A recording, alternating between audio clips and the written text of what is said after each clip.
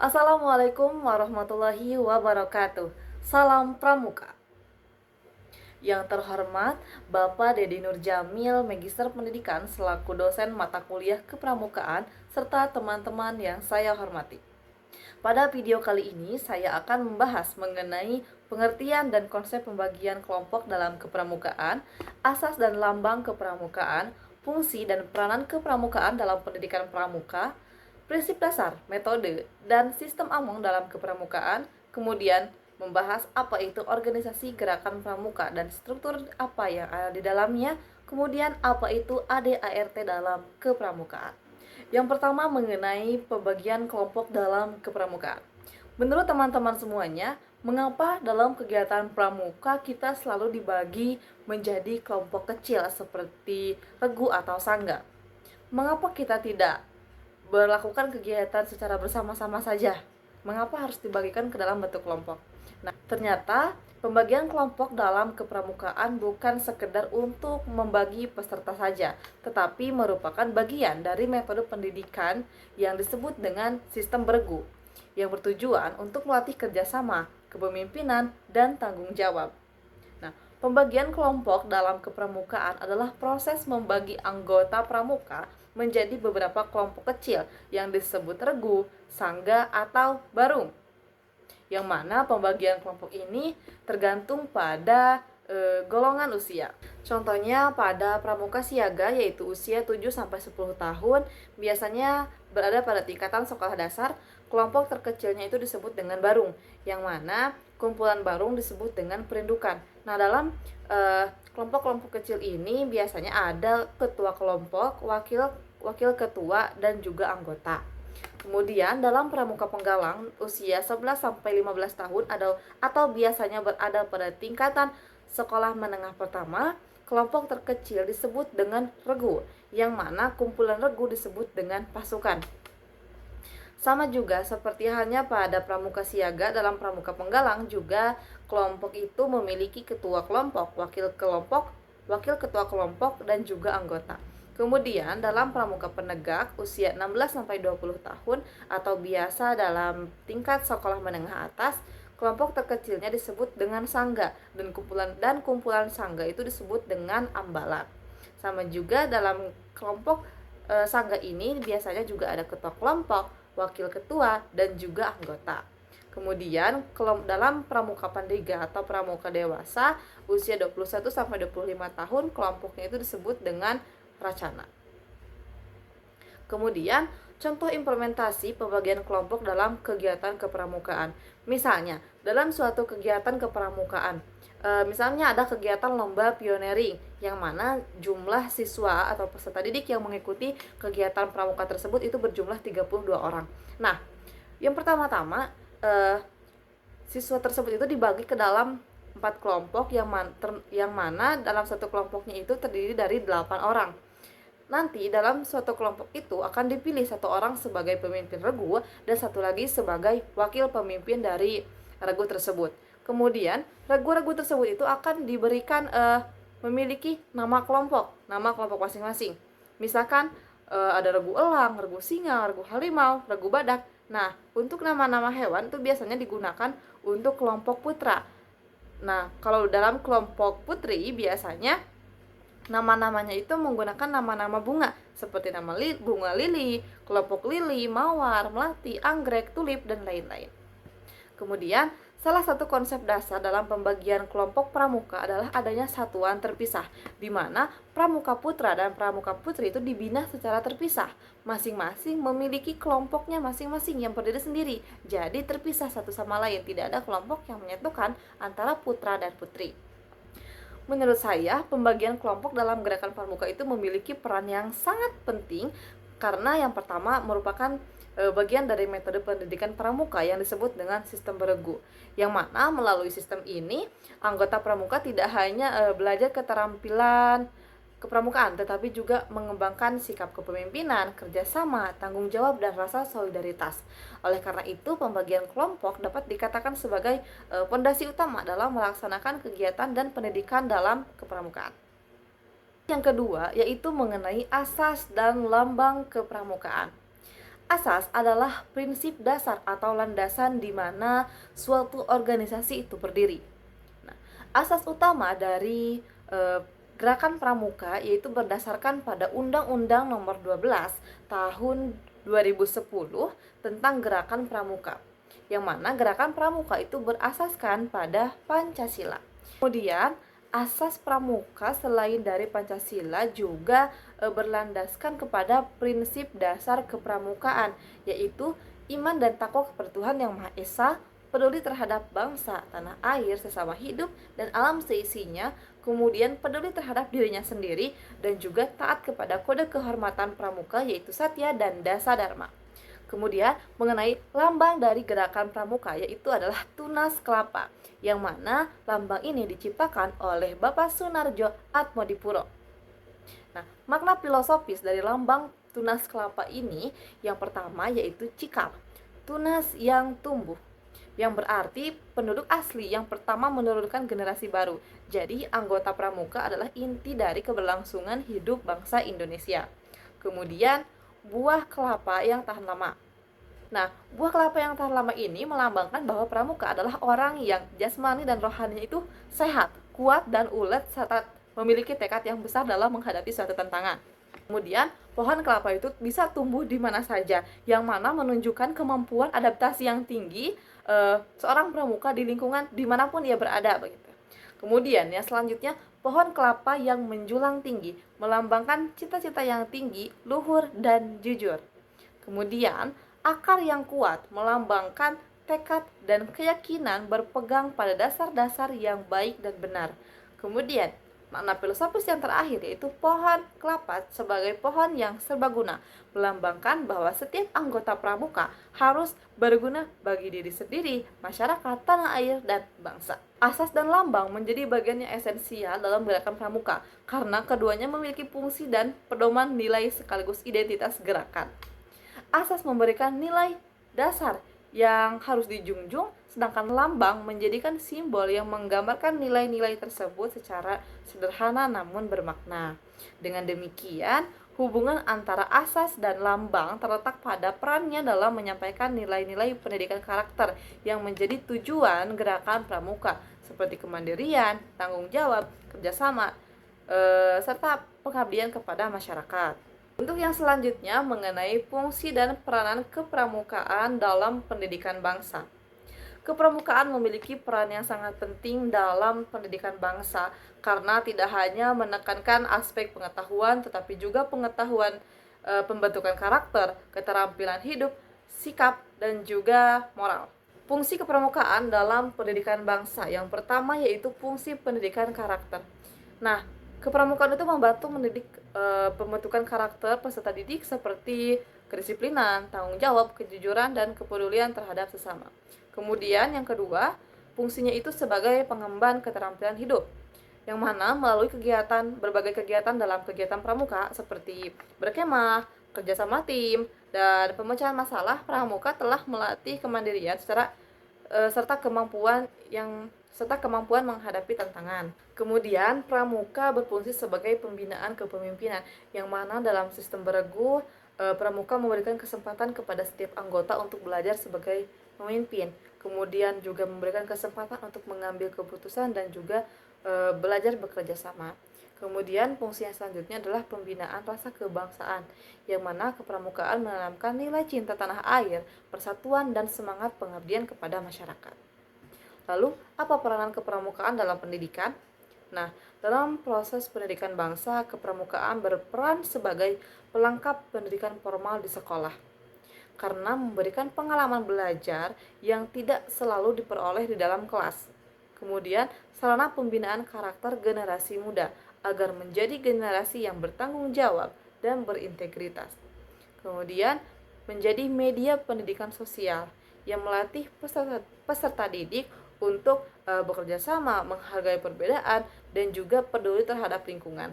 Kepramukaan sangat penting karena pendidikannya tidak hanya bertujuan untuk meningkatkan kemampuan akademik tetapi juga membentuk kepribadian dan moral generasi bangsa. Kegiatan pramuka yang berbasis pengalaman langsung atau learning by doing itu membantu peserta didik untuk memahami nilai-nilai kehidupan secara nyata, sehingga pembelajaran itu menjadi lebih bermakna.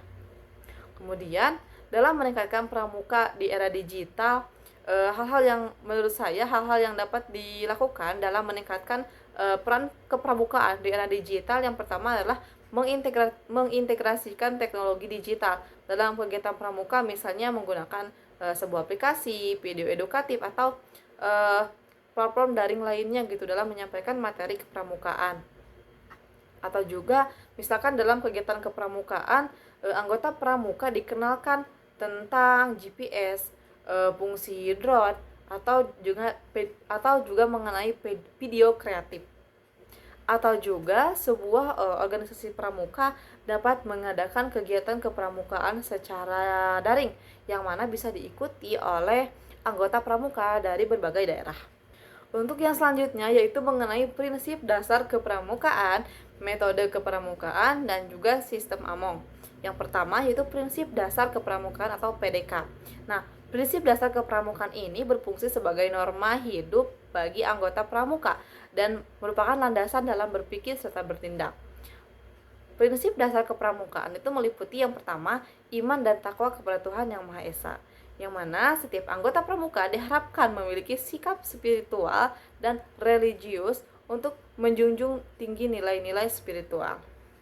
Kemudian, peduli terhadap bangsa dan tanah air, sesama hidup, dan alam seisinya. Pramuka diajarkan untuk mencintai tanah air, menjaga persatuan, dan memiliki kepedulian sosial terhadap lingkungan. Kemudian, peduli terhadap dirinya sendiri, yang mana anggota pramuka dilatih untuk mengembangkan potensi dirinya, bersikap disiplin, mandiri, dan bertanggung jawab. Kemudian, taat pada kode kehormatan pramuka, yaitu Satya dan Dasa Dharma Pramuka. Untuk yang selanjutnya yaitu metode kepramukaan. Nah, metode kepramukaan ini merupakan cara untuk mengimplementasikan prinsip dasar kepramukaan agar tujuan kepramukaan tercapai. Unsur-unsurnya yaitu meliputi yang pertama, pengamalan kode kehormatan pramuka, yaitu Trisatya dan Dasadharma. Kemudian belajar sambil melakukan atau learning by doing. Jadi peserta didik belajar itu sambil mempraktekkan. Kemudian sistem berkelompok atau regu, yang mana sudah tadi kita bahas dalam pembahasan yang pertama mengenai pengelompokan. Nah, pengelompokan itu termasuk ke dalam metode pendidikan kepramukaan. Kemudian kegiatan yang menarik, menyenangkan, dan juga menantang. Hal ini menjadikan pramuka sebagai salah satu kegiatan yang sangat menarik perhatian siswa karena kegiatannya yang menarik, menyenangkan, dan menantang. Kemudian ada sistem tanda kecakapan yaitu SKU, syarat kecakapan umum dan syarat kecakapan khusus yang dapat didapatkan oleh anggota pramuka dengan cara memenuhi syarat-syarat dalam SKU dan SKK. Kemudian yang ketiga ada sistem Among. Nah, sistem Among adalah metode pendidikan yang menekankan pada silih asa, silih asih, dan silih asuh, di mana pendidik atau pembina itu berperan sebagai pembimbing yang memberikan kebebasan kepada peserta didik untuk berkembang secara mandiri, kreatif, dan berkarakter.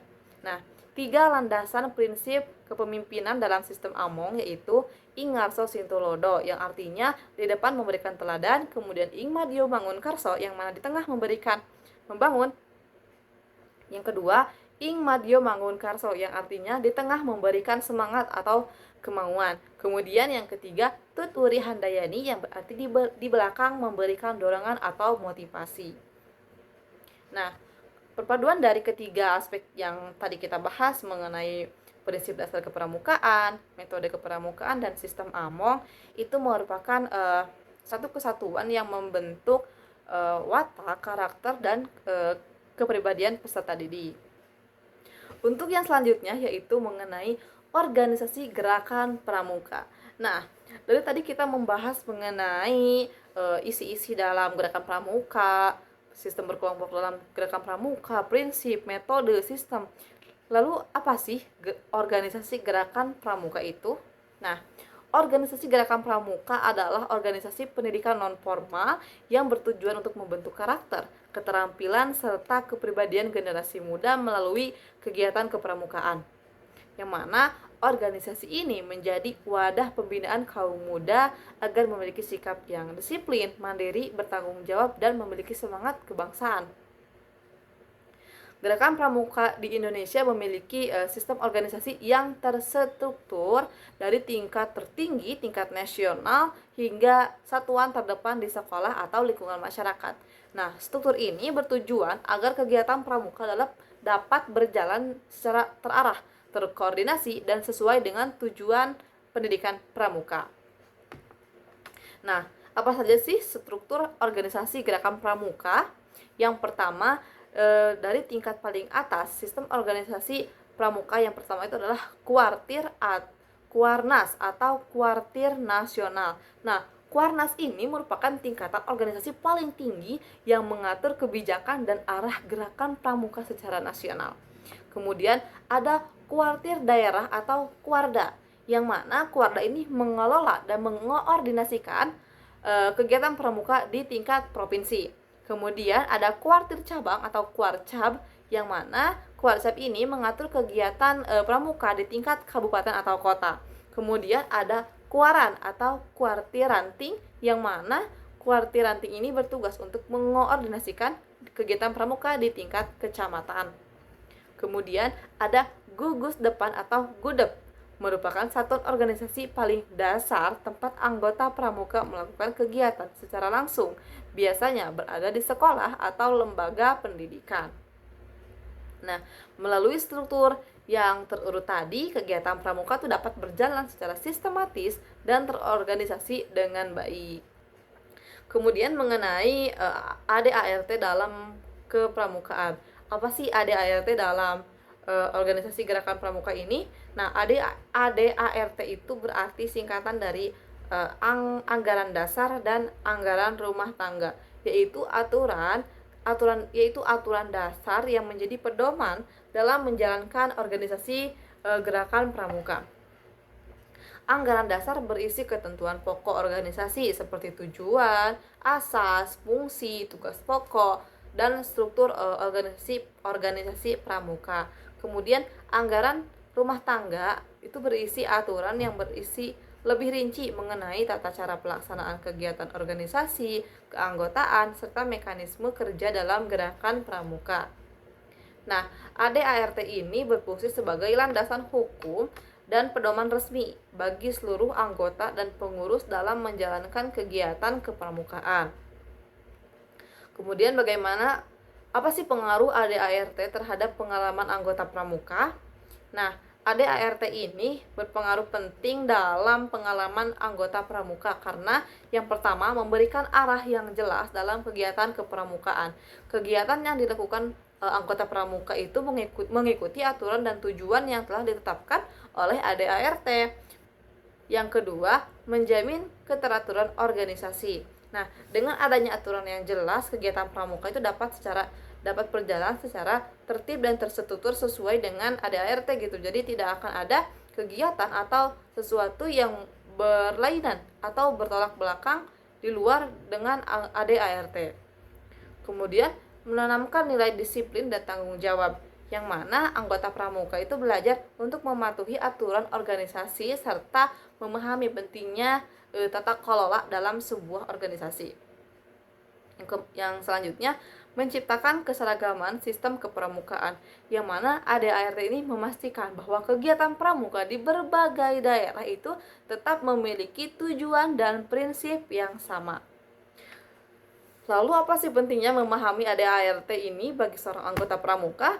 Nah, memahami ADART itu sangat penting bagi anggota pramuka karena membantu mereka menjalankan kegiatan dengan tertib, memahami hak dan kewajiban, serta membentuk sikap disiplin dan tanggung jawab dalam kehidupan organisasi.